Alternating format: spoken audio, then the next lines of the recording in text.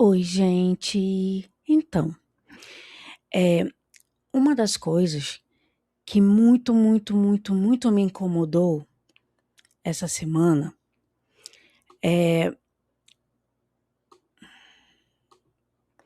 foi ver muitas pessoas chamando o Matheus do BBB de racista. Poderia o Matheus, um homem preto, vítima do racismo estrutural, ser racista com uma outra mulher preta? Então, para explicar o racismo dentro dessa visão estrutural e crítica, precisamos parar de olhar para ele apenas como um erro individual, um xingamento ou uma atitude maldosa e passar a enxergá-lo como uma engrenagem de uma máquina, da mesma forma que opera o racismo. Sobre a ótica de alguns atores como Silvio Almeida e Grada Quilomba, o racismo ele pode ser definido através de três dimensões principais. Racismo como tecnologia de poder, no qual o racismo não nasceu do ódio, mas da necessidade de justificar uma exploração. Na visão histórica e sociológica, ele é uma tecnologia criada para classificar seres humanos em hierarquias. E qual é a função? Definir quem tem direito à vida, ao emprego, à saúde e quem é descartável. O sistema, ele funciona mesmo se não houver um vilão declarado, porque está embutido nas leis, no mercado de trabalho e no sistema educacional. Qual é a diferença, então, entre preconceito e racismo? Muitas vezes nós confundimos os dois, mas para a teoria crítica, o preconceito é o julgamento individual, o estereótipo que uma pessoa carrega sobre outra, e o racismo é o preconceito somado ao poder institucional. É quando esse julgamento tem força para impedir alguém de conseguir um empréstimo no banco, de ser bem atendido no hospital ou de sobreviver, por exemplo, a uma abordagem policial. Outra coisa que precisamos falar é sobre as três camadas do racismo. Para entender o conceito completo, os autores geralmente dividem da seguinte maneira: em camada individual, no qual são os atos diretos, ofensas e comportamentos discriminatórios entre pessoas.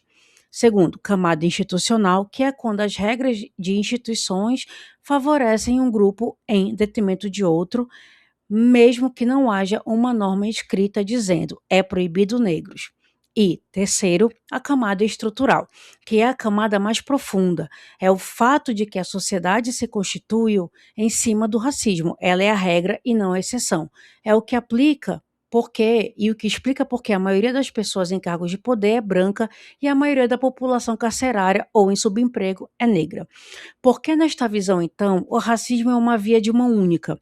Segundo essa perspectiva teórica, como o racismo é um sistema de dominação de um grupo sobre outro, ele exige que o grupo opressor detenha o poder histórico e o poder institucional. Segundo Grada Quilomba, o racismo é sempre uma relação de força. E aí, né, meus queridos, como então essa estrutura na sociedade ela foi toda montada para privilegiar a branquitude, uma pessoa negra ela não consegue operar o racismo contra o branco, porque não é ela que detém a estrutura do Estado e é toda a história ao seu favor para validar essa opressão em nível sistêmico. O racismo é uma decorrência da própria estrutura social, ou seja, do modo normal com que se constituem as relações políticas, econômicas, jurídicas e até mesmo as familiares, de acordo com Silvio Almeida, né, que tem essa fala. E aí, em resumo, uma pessoa negra, ela pode ter preconceito contra outra, ser rude ou discriminatória, mas ela não tem o respaldo de uma estrutura de poder que valide essa ação para oprimir o povo negro como um todo. E assim, dessa forma, o Mateus, ele pode, por esse olhar do racismo estrutural, ele pode ofender, reproduzir estigmas e reforçar estereótipos. Mas ele não pode operar o racismo como sistema, pois ele não detém o poder estrutural que sustenta o racismo. Ele não controla instituições, ele não define padrões da humanidade e ele não transforma sua fala em exclusão sistemática. Se esse vídeo fez sentido para você, curta, comente e compartilhe esse conteúdo e não se esqueça de se inscrever no canal. Um beijo, tchau, tchau!